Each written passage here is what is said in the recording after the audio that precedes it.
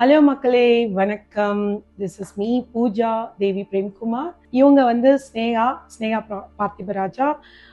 இவ என்னோட தோழி. நாங்கள் ரெண்டு பேருமே ஒன்றா ஸ்கூலில் படித்தோம். நம்ம 6th-லேருந்து 12th வரையும் நாங்கள் ஒரே ஸ்கூல் தான். அண்ட் ஸ்டில் எங்களோட சொந்த ஊரில் தான் இருக்கா. நாங்கள் எப்பயாவது மீட் பண்ணுறோம். எங்களால் நான் வருஷம் வரும்போது எப்போ பார்ப்போம். ஆனால் ஸ்னேகாவோட சாதனைகள், அவளோட பெரிய வளர்ச்சி நான் பார்த்துட்ருக்கேன்.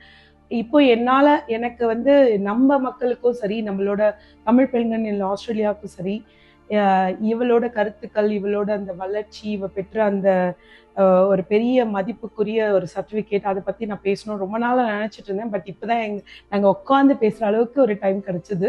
ஸோ அதை மிஸ் பண்ண வேண்டாம் அப்படின்றதுனால நாங்கள் ஒரு வீடியோ எடுக்கிறோம். ஸோ ஸ்னேகா, உங்களை பற்றி கொஞ்சம் சொல்லுங்கள் எங்கள் மக்களுக்கு. வணக்கம். தேவியை பார்க்குறது ரொம்ப சந்தோஷமா இருக்கு. ஸ்கூல்ல இருந்து நாங்கள் இன்னைக்கு வரைக்கும் எங்களோட ரிலேஷன்ஷிப்பை almost from 94 to 2026, it is 32 years. 32 வருஷமா இந்த உறவு தொடர்றதுல எனக்கு ரொம்ப மகிழ்ச்சி. குறிப்பாக ஆஸ்திரேலியாவில் வாழக்கூடிய தமிழ் பெண்களுக்கான ஒரு அமைப்பை உருவாக்கி அதில் நிறைய விஷயங்களை விமன் ஆண்டர்பிரினர்ஷிப்ல இருந்து அவங்களுடைய எல்லா விதமான சப்போர்ட்டையும் செஞ்சுட்டு இருக்க பூஜா தேவி பிரேம்குமாருக்கு என்னுடைய வாழ்த்துக்கள். நான் ஸ்னேகா, வழக்கறிஞர், திருப்பத்தூருங்கிற ஒரு டிஸ்ட்ரிக்ட்ல தமிழ்நாட்டில் ப்ராக்டிஸ் பண்ணிட்டு இருக்கேன். தமிழ்நாட்டில் நிறைய டிஸ்ட்ரிக்ட்ல நான் அட்வொகேட்டாக கோர்ட்டில் ப்ராக்டிஸ் பண்ணிட்டு இருக்கேன். And I have multiple interest in theatre, acting, cinema acting, stage acting, அப்புறம் ஸ்டேஜ் ஸ்பீக்கிங், ஆரட்டேஷன், அப்படி நிறைய விஷயங்கள்ல எனக்கு ஈடுபாடு இருக்கு. ரொம்ப சந்தோஷம். என்னோட முதல் கேள்வி வந்து, நீங்க முதலா இந்தியாவிலே முதல் பெண்மணி மதம் மற்றும் ஜாதி இல்லாததுன்னு ஒரு சர்டிஃபிகேட் வாங்கினீங்க. அதை பத்தி கொஞ்சம் ஒரு சின்ன விளக்கம் கொடுக்குறீங்களா? அது எப்படி ஆரம்பிச்சது, எப்படி வாங்கினீங்க, அதுக்கேற்ற முயற்சிகள், போராட்டங்கள்லாம் நிறைய பண்ணியிருப்பீங்க. அதை பத்தி கொஞ்சம் சொல்லுங்க சார். 2019 February 5th நான் no caste and no religion அப்படிங்கிற ஒரு சர்டிஃபிகேட்டை வாங்கினேன். எந்த சாதியும் மதமும் அற்றவர் அப்படிங்கிற சான்று. இந்த சான்று வாங்குறதுக்கு 2010 2019 வரைக்கும் ஆல்மோஸ்ட் 10 இயர்ஸ் இதுக்கான ஒரு லாங் ஃபைட் இருந்தது. இந்த 10 இயர்ஸ் ஆஃப் லாங் ஃபைட்ல நிறைய ஹர்டில்ஸ் வந்து தாண்டி வர வேண்டியிருந்தது. ஏன்னா ஒவ்வொரு வருஷமும் இந்த ஊருடைய தாசில்தார் மாறிடுவாங்க, சப் கலெக்டர்ஸ் மாறிடுவாங்க, ஒருத்தர் நியூ அப்ரோச் பண்ணணும். சில பேர் வெல்கமிங்காக இருப்பாங்க, சில பேர் வந்து அவாய்ட் பண்ணுவாங்க, சில பேர் வந்து கொஞ்சம் ஹர்ட்டிங்காக இருப்பாங்க, சில பேர் உங்களுக்கு இதெல்லாம் தேவையா அப்படின்னு கேட்பாங்க. அப்புறம் சாதி இருக்குன்னு சொல்றதுக்கு தான் எங்களுக்கு அதிகாரம் இருக்கு, என்ன சாதின்னு சொல்றதுக்கு தான் எங்களுக்கு வந்து சர்டிஃபிகேட் இருக்குது, சாதி இல்லைன்னு சொல்றதுக்கு இது வரைக்கும் எந்த மாதிரி ஒரு சர்டிஃபிகேட்டே கிடையாதுன்னு சொல்லிட்டு எனக்கு நிறைய முறை மறுத்துட்டாங்க. அப்புறம் எங்களுடைய லாங் வே ஆஃப் ஒரு வாழ்க்கை முறை, சாதி மதமற்ற வாழ்க்கை முறையை அவங்களுக்கு புரிய வச்சு அந்த சர்டிஃபிகேட்டை வாங்குறதுக்கு 10 வருஷம் ஆயிடுச்சு. ஸோ இப்போ ஆல்மோஸ்ட் 7 வருஷம் ஆயிடுச்சு நான் சர்டிஃபிகேட் வாங்கி. எனக்கு பிறகு ஒரு 50+ ஆட்கள் தமிழ்நாட்டில் சாதி மதம் அற்றவருங்கிற சான்றை வாங்கினேன். Hands off Sneha. இது அதுவும் முதல்ல ஒரு பொண்ணு வாங்குறாங்கன்றதே ஒரு பெரிய சாதனை. உங்களை நான் பார்த்த நிறைய இதில் உங்களை ஃபாலோ பண்ணி இப்படி அப்ளை பண்ணோம், அதுக்கு என்ன மாதிரி முயற்சினோ, அதுக்கப்புறம் அதாவது முதல்ல வாங்குறவங்களுக்கு தான் அந்த இது தெரியும், நிறைய தடைகள். அதுக்கடுத்து வரவங்களுக்கு நம்ம அதில் கைட் பண்ணி எப்படியாவது வர வைக்கலாம். ஹேண்ட்ஸ் ஆஃப் ஸ்னேகா அதில் ஒரு பெரிய இது. எனக்கு ஞாபகம் இருக்குது, சின்ன வயசுலேயே வந்து நம்மளுக்கெல்லாம் எக்ஸாமுக்கு முன்னாடி ஏதோ ஒரு அப்போ என்ன ஜாதி என்னன்னு அந்த சர்டிஃபிகேட்ல கேட்பாங்க. அப்போவே நீ நோன்னு தான் போடுவேன். அப்பெல்லாம் எங்களுக்கு ஒரு ஷாக். அதுல புதுசு இல்ல பாக்குறது. எஸ்எஸ்எல்சி சர்டிஃபிகேட்ல கம்பல்சரி நீங்க வந்து ஏதாவது ஒன்று கொடுத்தாகணும் அப்படின்னு சொல்லி சொன்னாங்க. அப்படி ஏதாவது ஒன்னெல்லாம் கொடுக்க முடியாது, எதுவுமே இல்லை. சாதிங்கிற இடத்துல நில், மதம்ங்கிற இடத்துல நில் அப்படின்னு தான் கொடுப்போம், இல்லை இல்லை அப்படின்னு தான் எழுதுவோம். அதனால என்னுடைய 10th TC, 12th TC, degree TC, அப்புறம் BL, MA sociology, ML labour and administrative law, எல்லா டிகிரி சர்டிஃபிகேட்ஸ்லையுமே எனக்கு வந்து ட்ரான்ஸ்ஃபர் சர்டிஃபிகேட்ஸில் நோ காஸ்ட் நோ ரிலீஜன் தான் வாங்கியிருக்கேன். அப்பா அம்மா 2 பேருமே வந்து ஒரு லவ் மேரேஜ் பண்ணவங்க, சாதி மாற்று சாதியில் 2 பேரும் திருமணம் செஞ்சுக்கிட்டவங்க. அவங்க கல்யாணம் பண்ணும்போது முடிவு பண்ணுறாங்க, வேற வேற சாதியில் கல்யாணம் பண்ண பெரும்பாலானோர் அப்பா ஜாதியோ அம்மா ஜாதியோ குழந்தைங்களுக்கு கொடுத்து வளர்க்குறது தான் வழக்கமாக இருக்குது. ஆனால் நம்ம ஜாதியை மீறி தான் காதல் அப்படிங்கிற ஒரு விஷயத்துல நம்ம இந்த கல்யாணத்தை பண்றோம். அப்போ வந்து அந்த காதல் உயிரோட இருக்கணும்னா சாதி உயிரோட இருக்கக்கூடாது அப்படின்னு முடிவு பண்ணி தான் எங்களுக்கு வந்து நோ காஸ்ட் நோ ரிலீஜன் கொடுக்குறாங்க. முதல்ல என்ன ஸ்கூல்ல சேர்க்கும் போது அந்த சிஸ்டர் கேட்குறாங்க, அப்புறம் ஏன் ஒரு ஹிந்து பேர் வச்சிருக்கீங்கன்னு. அப்பா எக்ஸ்பிளைன் பண்றாங்க, இது ஹிந்து பேர் கிடையாது, தெலுங்கானால ஸ்னேகலதா அப்படின்னு சொல்லிட்டு ஒரு மார்க்சிஸ்ட் ஒரு போராளி ஒருத்தர் இருக்காங்க. அவங்க வந்து மேடை நாடகம் எல்லாம் செய்யக்கூடியவங்க. அவங்கள லாக்அப்ல அவங்கள ஹராஸ் பண்ணி அவங்க இறந்து போயிடுறாங்க, லாக்அப் டெத் ஆயிடுறாங்க. அந்த ஒரு போராளியினுடைய நினைவாக அதே ஆண்டுல பிறந்த எனக்கு ஸ்னேகா அப்படிங்கிற பேரை வச்சாங்க. ஸோ இது வந்து ஒரு போராளியினுடைய பேர் தானே தவிர மதத்தை சார்ந்த பேர் இல்லை. ஆனா உங்களுக்கு அப்படி ஒரு சந்தேகம் வந்ததுக்கு பிறகு எனக்கு அடுத்த குழந்தை பிறந்தா அதுக்கு நான் வந்து இந்து பேர் வைக்க மாட்டேன்னு சொல்லிடுறாங்க. அப்புறம் என்னோட முதல் தங்கச்சிக்கு மும்தாஜ் சூர்யா அப்படின்னு பேர் வைக்கிறாங்க. அப்புறம் சிஸ்டர்ஸ் கொண்டு போய் சேர்த்த உடனே எங்க இன்ஸ்டியூஷன் ஒரு கிறிஸ்டியன் இன்ஸ்டியூஷன், கிறிஸ்டியன் பேர் வச்சுக்கலாமா, அதுக்கு என்ன சிஸ்டர் இன்னொரு குழந்தை பிறந்த உடனே அது கிறிஸ்டியன் பேர் வைக்கிறேன்னு சொல்லி சொன்னாங்களா. அப்புறம் எங்க அப்பா வந்து நகைச்சுவாய் சொல்லுவாரு, சிஸ்டர் அந்த ஜெனிஃபரை சேர்க்கும் போது எந்த கேள்வியும் கேட்காதனால நான் 3 நிறுத்திட்டேன்னு சொல்லுவாரு. ஸோ அப்புறம் எங்களுக்கு சாதி இல்லை மதம் இல்லைன்னு எங்க பள்ளி கல்லூரி எல்லாம் முடிச்சு வேலைக்கு சேரும் பொழுதோ இல்ல வந்து காம்படிட்டிவ் எக்ஸாம்ஸ் போகும்போதோ காஸ்ட் சர்டிபிகேட்ன்றது ரொம்ப தேவையா இருந்தது. அப்போ காஸ்ட் இல்லை அப்படிங்கிறதுக்காக நான் ஒரு அஃபிடவிட் எவ்ரி டைம் ப்ரிப்பேர் பண்ணி வைக்க வேண்டியது. நோட்ரி பப்ளிக் அட்டஸ்டேஷன் வாங்கி என்னோட எல்லா டிகிரி சர்டிபிகேட் அண்ட் ஸ்கூல் சர்டிபிகேட்ஸ்ல என்னுடைய டிசிசியும் அட்டாச் பண்ணி ஒரு எக்ஸ்பிளனேஷன் கொடுத்து எப்படி நாங்கள் சாதி மத சடங்குகள் அற்ற ஒரு வாழ்க்கை முறை வாழறோன்றதெல்லாம் எக்ஸ்பிளைன் பண்ணி ஒரு அஃபிடவிட் கொடுக்கணும். ஸோ இந்த அஃபிடவிட் கொடுக்கறதுல இருந்து வெளியில வரணுன்றதுக்காக தான் ஒரு சர்டிபிகேட்டா இருந்தா இது ஒரு பெட்டரா இருக்குங்கிற என்னுடைய முதல் ட்ரை. ரெண்டாவது, இந்த இந்திய நாட்டுல பிறக்கிற எல்லாருக்குமே சாதின்னு ஒண்ணு இருக்குது, பிறக்கும் போதே சாதியோட பிறக்கிறாங்கன்னு சொல்ற விஷயத்த உடைக்கணும் அப்படின்னு முடிவு பண்ணி தான் சாதி மதம் அற்றவர்ன்ற சான்றுக்காக நான் முயற்சி பண்ண ஆரம்பிச்சு அது கிடைச்சது. Very great. ஸோ அதுக்கப்புறமா உங்களுக்கு கலை இப்போ அவள் அப்படித்தான் அப்படின்னு ஒரு படம் வந்தது. எனக்கு வந்து ஸ்னேகா வந்து கொஞ்சம் வருஷத்துக்கு முன்னாடி லண்டன் வரும்போது நடிகர் நாசர் அவர்களோட குழுவில் லண்டனுக்கு வந்து ஒரு டிராமா நாடகம் பண்ணாங்க. அப்போ எனக்கு ஒரு பெரிய ஷாக். ஸ்னேகா வந்து எங்களுக்கு நாங்கள் ஸ்கூல் ப்ரோக்ராம்ல நிறைய பண்ணியிருக்கோம், ட்ராமா டான்ஸ்லாம். பட் அது அப்படியே ஒரு பெரிய ஒரு இதில் படைப்பாற்றல் பண்ணணும்னு அது எப்படி வந்தது அதுக்கடுத்து? அதாவது காலேஜ் ஸ்கூல் டேஸ்லேயே உனக்கு தெரியும் நிறைய நான் வந்து story writing, direction and acting எல்லாமே நம்ம பண்ணியிருக்கோம். குறிப்பா வந்து எனக்கு நாடகத்துல பெரிய ஈடுபாடு வந்தது வந்து ஸ்கூல் படிக்கும் போது எக்ஸிலியம் காலேஜ்ல எஜுகேஷன் கம்யூனிட்டி மீட்டிங்காக ஒரு நாடகம் பண்ண சொல்லி என்னையே பண்ண சொல்லி விட்டுட்டாங்க சிஸ்டர்ஸ். அப்போ அந்த சமூகத்துல இருக்கக்கூடிய 5 பிரச்சனைகள் அப்ப இருந்த ஒரு முக்கியமான பிரச்சனையா இருந்த சரிகாஷாவுடைய மரணம், ஈவ்டீசிங்ல இருந்த சரிகாஷாவுடைய மரணம், அப்ப நடந்த கார்கில் வார், அப்புறம் ஒரிசால ஒரு ஃபாதரோட குடும்பத்தோட எரிச்சு கொண்டுட்டாங்க அந்த விஷயம். அதுக்கப்புறம் தர்மபுரியில 3 பெண்களை வந்து ஜெயலலிதா கைதான போது பஸ்ஸோட எரிச்சுட்டாங்க ஒரு இன்சிடென்ட், அந்த இன்சிடென்ட். அப்புறம் ஒரு சாதிய கலவரம், இப்படியான சில இன்சிடென்ட்ஸை பேஸ் பண்ணி ஒரு நாடகத்தை வந்து உருவாக்கியிருந்தோம். பின்னணி இசையோட அதை வந்து ஒரு நாடகத்தை உருவாக்கியிருந்தோம். என்னோட தோழிகள் எல்லாமே பண்ணாங்க. அதுல நீங்களாம் எங்களுக்கு சப்போர்ட் பண்ணது உங்களுக்கே ஞாபகம் இருக்கும்னு நினைக்கிறேன். அதை வந்து வேலூர்ல நாங்க போய் நாடகம் பண்ணும்போது அந்த ஆடியன்ஸ் எல்லாருமே கண்ணீரோட அந்த நாடகத்தை கம்ப்ளீட் பண்ணும்போது எனக்கு ரொம்ப பெரிய இன்ஸ்பைரிங்கா இருந்தது. அதை தொடர்ந்து நிறைய சின்ன சின்ன நாடகங்களை வந்து உருவாக்கி நடிச்சிட்டு இருந்தேன். கல்லூரியில வந்து அது போல சில நாடகங்களை வந்து ஒரு நாடக குழுவோட சேர்ந்து சாதி எதிர்ப்பான நாடகங்கள், மத கலவரங்களுக்கு மத வெறிக்கு எதிரான நாடகங்கள், பெண்களுக்கு எதிராக இருக்கக்கூடிய வன்முறைக்கு எதிரான நாடகங்கள், பெண்களுக்கு உயர்த்தக்கூடிய நாடகங்கள் அப்படின்னு சொல்லிட்டு மனுஷின்னு ஒரு நாடகத்துல ஹிந்துல எல்லாம் அதை பத்தி எழுதினாங்க. 2000 காலேஜ் ஸ்டூடெண்ட்ஸ்க்கு முன்னாடி அந்த நாடகத்தை நாங்க பண்ணோம்.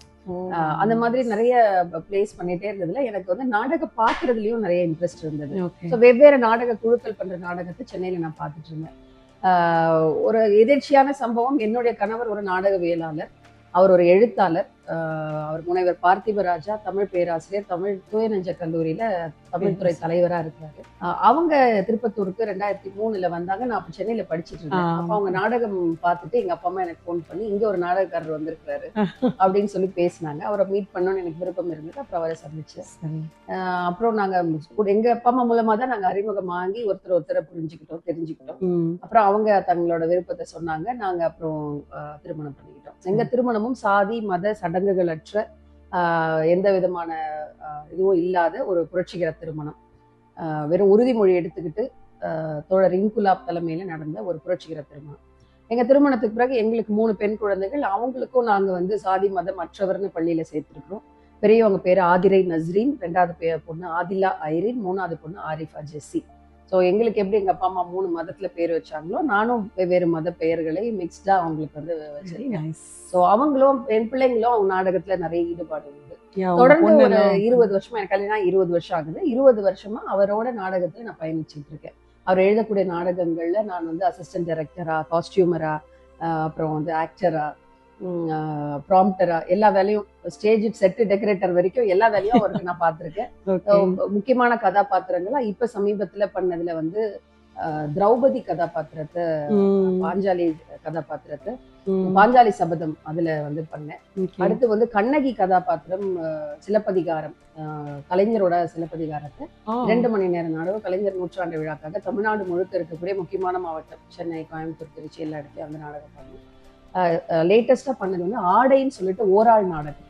அந்த ஆடை வந்து இன்னைக்கு வரைக்கும் எப்படி பெண்களை உடை வைத்து இந்த சமூகம் வந்து அடிமைப்படுத்திட்டு இருக்குது அப்படிங்கறத தொன்மை காலத்துல இருந்து, அதாவது திரௌபதி எப்படி துகில் உறிஞ்சாங்க, நங்கேலின்னு சொல்லி எப்படி மேலாடை அணியத்தின் தடை விதிச்சப்ப மார்பகத்தை அறுத்தெறிஞ்சு ஒரு போராட்டம் பண்ண அந்த நங்கேலியை பத்தி, இப்பயும் யூனிவர்சிட்டிக்கு போகும்போது ஹிஜாப் போடக்கூடாதுன்னு எதிர்ப்பை எதிர்கொண்ட ஆயிஷாவை பத்தி, நிர்வாண போராட்டம் நடத்தின இமாஸை பத்தி, இப்ப இருக்கக்கூடிய கான்டெம்பரரியில இருக்கக்கூடிய பெண்களுக்கு வரக்கூடிய சமூக சிக்கல்கள், பாலியல் வன்கொடுமைகள் எல்லாம் காரணம் பொம்பளைங்க ட்ரெஸ் தான் அப்படின்னு இன்னைக்கும் எப்படி பேசுறாங்கன்றதை எதிர்த்து ஒரு 5 பெண் வேடத்தை ஒருத்தராகவே சோலோவா 30 நிமிடம் ஒரு நாடகத்தை தயாரிச்சிருக்கோம்.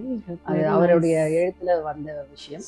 அதுதான் இப்ப நாங்க ஸ்டேஜ் பண்ணிட்டு இருக்கோம். வாய்ப்பு கிடைக்கும் போது உங்க ஊருக்கும் வந்து கண்டிப்பா விருப்பம், நீங்க அழைச்சிங்கன்னா நாங்க வந்து ஆஸ்திரேலியாக்கும் தமிழ் பெண்கள் அமைப்புக்காக அந்த நாடகத்தை கொண்டு வந்து கண்டிப்பா ஒரு வாய்ப்புக்காக நாங்களும் காத்திருக்கோம். நீங்க வந்த உடனே நாங்க பண்ணிடுவோம். கண்டிப்பா கண்டிப்பா. சோ அந்த மாதிரி நாடகம் பண்ணிட்டு இருக்கும் போது அந்த சொன்ன மாதிரி நான் லண்டன்ல பண்ண நாசரோட நீல வெளிச்சம்ங்கிற ஒரு நாடகத்தில் நாசர் சாரும் நானும் அந்த நாடகம் பண்ணோம். அதை பார்த்துட்டு ஒரு டைரக்டர் வந்து என்ன கூப்பிட்டாரு, அவள் அப்படித்தான்ற ஒரு படத்துல ஹீரோயினா பண்றதுக்காக.